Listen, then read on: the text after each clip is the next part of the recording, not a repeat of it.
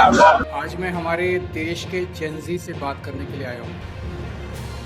हमारे देश का जेनजी पेपर लीक करने वाले मंत्रियों को जेल नहीं भेज सकता। सीधे आरोप लगाइए, जो इस खेल के अंदर शामिल है उनको जेल में भेजिए, सड़कों पे उतरिए, आंदोलन कीजिए।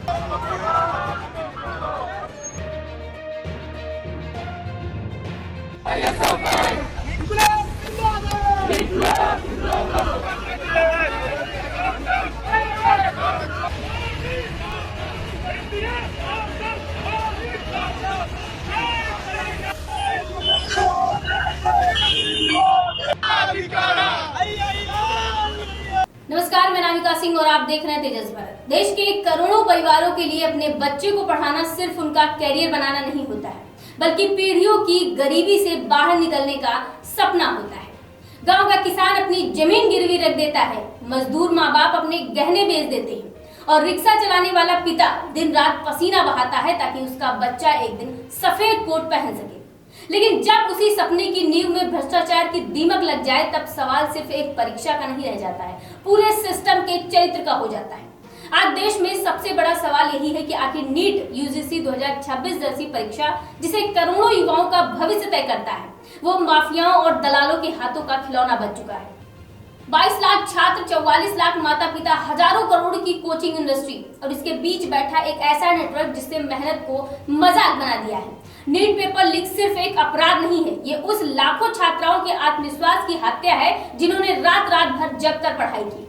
ये उस भरोसे का कत्ल है जो देश की जनता ने शिक्षा व्यवस्था पर किया था।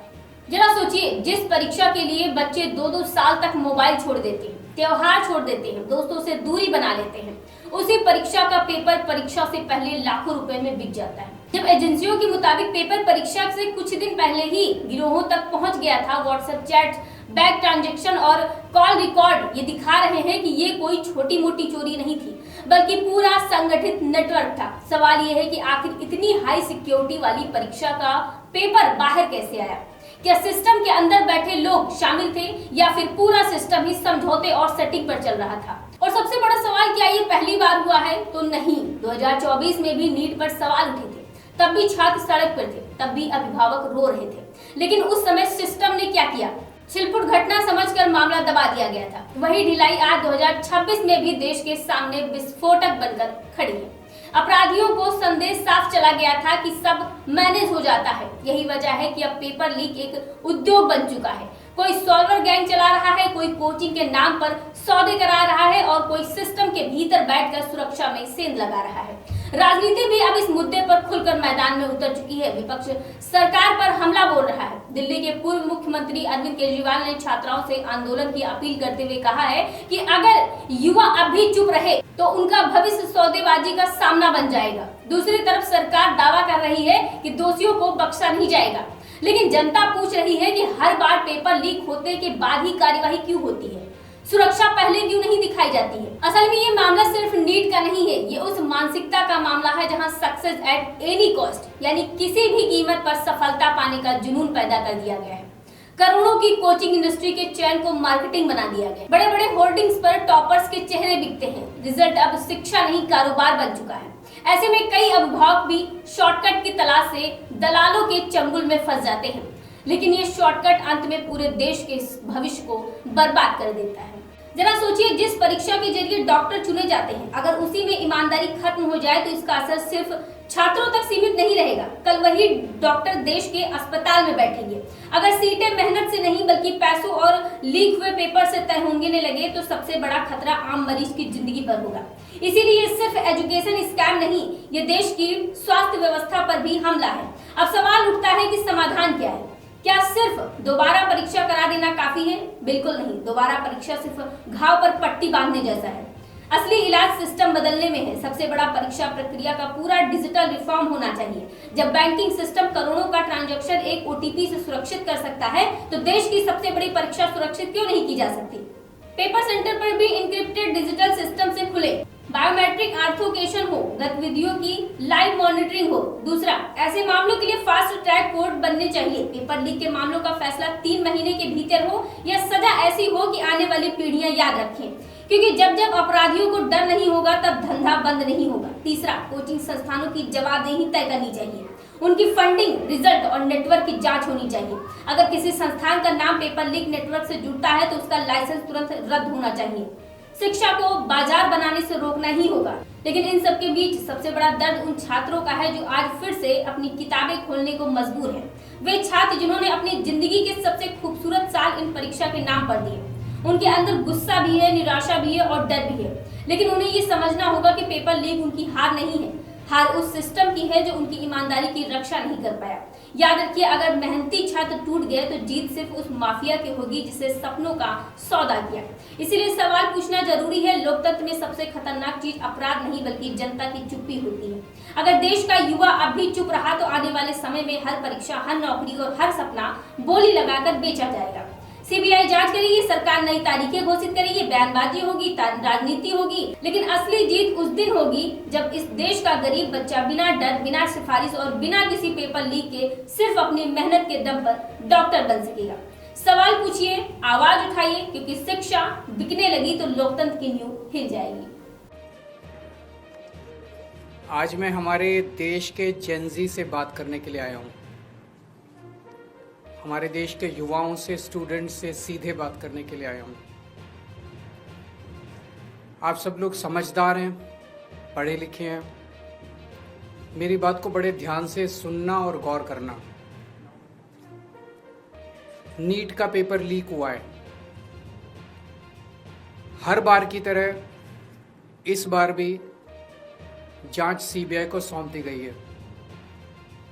हर बार की तरह इस बार भी सीबीआई ने 10-15 लोगों को गिरफ्तार कर लिया है।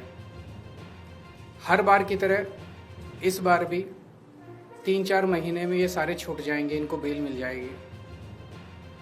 और हर बार की तरह इस बार भी ये सारे छूटे हुए बदमाश फिर से अगले साल के नीट के पेपर को लीक करने की तैयारी शुरू कर देंगे। मैं आप सब लोगों से पूछना चाहता हूं, थक नहीं गए ये सब सुन के? बड़ी घिसी पिटी सी स्क्रिप्ट है, बड़ी घिसी पिटी सी स्टोरी है। सीबीआई पे भरोसा बचा है क्या? सीबीआई कुछ करेगी? 2017 में पेपर लीक हुए, सीबीआई को जांच सौंप दी गई, आज तक सीबीआई ने कुछ किया। फिर 2021 में पेपर लीक हुए, सीबीआई को जांच सौंप दी गई, आज तक सीबीआई ने कुछ किया। फिर 2024 में पेपर लीक हुए, जांच सीबीआई को सौंप दी गई, सीबीआई ने कुछ किया। फिर 2026 में अब पेपर लीक हुए, जांच फिर से सीबीआई को सौंप दी गई। आपको लगता है सीबीआई कुछ करेगी इस बार भी? और 2024 में तो हद ही हो गई। 2024 के जो मास्टरमाइंड थे उनको सीबीआई ने गिरफ्तार किया। कानून के मुताबिक गिरफ्तारी के 90 दिन के अंदर चार्जशीट फाइल होनी होती है, नहीं तो आदमी को ऑटोमेटिक बेल मिल जाती है।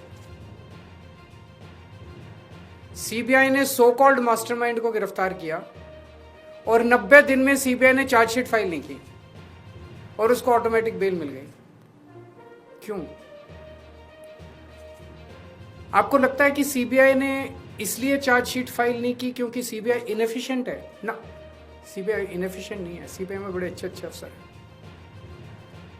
क्योंकि सीबीआई उन्हीं लोगों को रिपोर्ट करती है जो इस देश में पेपर लीक करवा रहे हैं। सीबीआई किसी को सजा दिलवा ही नहीं सकती। एक बार इस सारे देश की भी बात करते हैं। 2014 से जब से मोदी सरकार आई है, टोटल हमारे देश में 93 पेपर लीक हुए हैं, 93, और इनमें अधिकतर paper double engine, triple engine की बीजेपी की, एनडीए की सरकारों में लीक हुए हैं। लगभग 6 करोड़ युवाओं का भविष्य इन 93 पेपरों में बंद था। 6 करोड़ लोगों का भविष्य बर्बाद हो गया इन 93 पेपर जो लीक हुए। इनमें मोस्टली पेपर लीक हुए राजस्थान में, उत्तर प्रदेश में, उत्तराखंड में और गुजरात में। इन 4 राज्यों में सबसे ज्यादा पेपर लीक हुए। इन चारों राज्यों में बीजेपी की सरकार है। तो ये इत्तेफाक नहीं है कि इन चारों राज्यों में बीजेपी की सरकार है, केंद्र में बीजेपी की सरकार है, नीट का पेपर लीक हो गया। और अभी पिछले 1-2 दिन से खबरें आई हैं, ये जो नीट का पेपर लीक हुआ है इसका एपिसेंटर भी राजस्थान है, और इनमें जो 2-4 लोगों के ऊपर सुई गई है वो भी बीजेपी के नेता दिखाई देते हैं। तो इससे शक तो पैदा होता है कि क्या इन सारे पेपर लीक में इनके नेता शामिल हैं, या इनकी पार्टियों का या सरकारों का संरक्षण है, या सीधे सीधे इनके नेता ही पेपर लीक करवा रहे हैं, उन्हीं का धंधा है ये। और अगर ऐसा है तो सीबीआई की जांच इसमें बेचारी क्या करेगी, सीबीआई इसमें बेचारी क्या करेगी। तो मेरा जेनजी से सीधा सीधा, देश के युवाओं से सीधा सीधा पूछना है कि ऐसे ही चलेगा या कुछ करना है।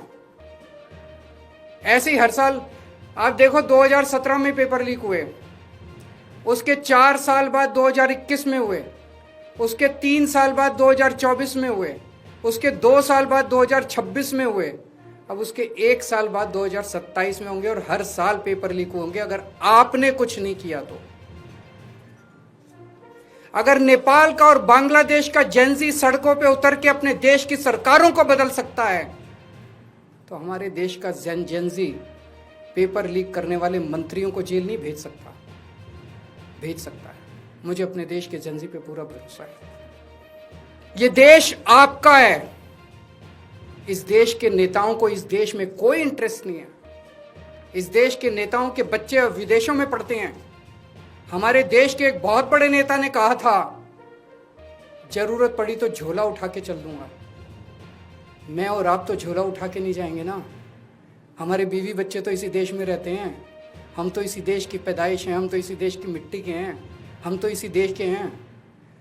हमें तो इसी देश में रहना है, तो बचाना तो इस देश को हमें और आपको ही पड़ेगा।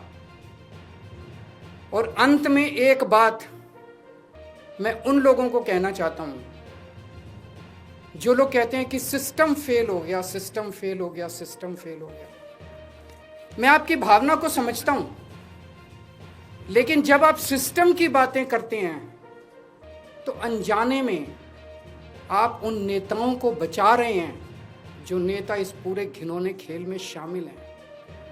अगर एक के बाद एक दर साल नीट के पेपर लीक हो रहे हैं, तो पैसा सबसे टॉप पे पहुंच रहा है, सबसे टॉप पे।